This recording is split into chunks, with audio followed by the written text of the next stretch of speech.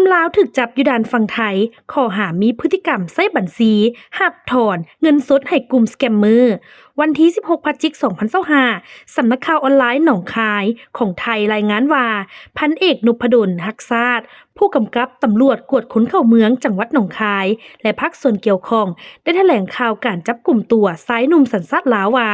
วันที่15พฤศจิกายน2025ตำรวจกวดค้นเข้าเมืองจังหวัดหนองคายได้จับกลุ่มตัวชายหนุ่มสัญชาติลาวในข้อหามีพฤติกรรมใช้บัญชีหับถอนเงินสดให้กลุ่มสแกมเมอร์เนื่องจากได้รับการประสานข้อมูลจากศูนย์บริหารเหตุการณ์แก๊งคอลเซ็นเตอร์และการค้ามนุษย์สากลว่าในวันที่14พฤศจิกายนมาเวลา 9:41 นาทีนางสภาพรท้องอ่อนได้เข้าแจ้งความผ่านระบบออนไลน์ว่า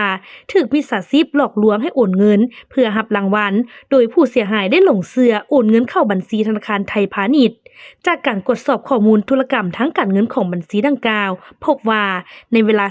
18:35 นาทีของเจ้าของบัญชีได้โอนเงินจำนวน 180,000 บาทออกไปหาอีกบัญชีหนึ่งอยู่ธนาคารเดียวกันใช้พาสปอร์ตสัญชาติลาวและเวลา 19:41 นาทีได้มีการถอนเงินสดจำนวน 180,000 บาทออกจากธนาคารสาขาเซ็นทรัลอุดรคาดว่าบุคคลดังกล่าวอาจจะเดินทางผ่านด่านหนองคายจึงได้มีการประสานหาเจ้าหน้าที่ด่านตำรวจกวดค้นเข้าเมืองหนองคายสกัดกดสอบต่อมาวันที่15พฤศจิกายน2025เวลาประมาณ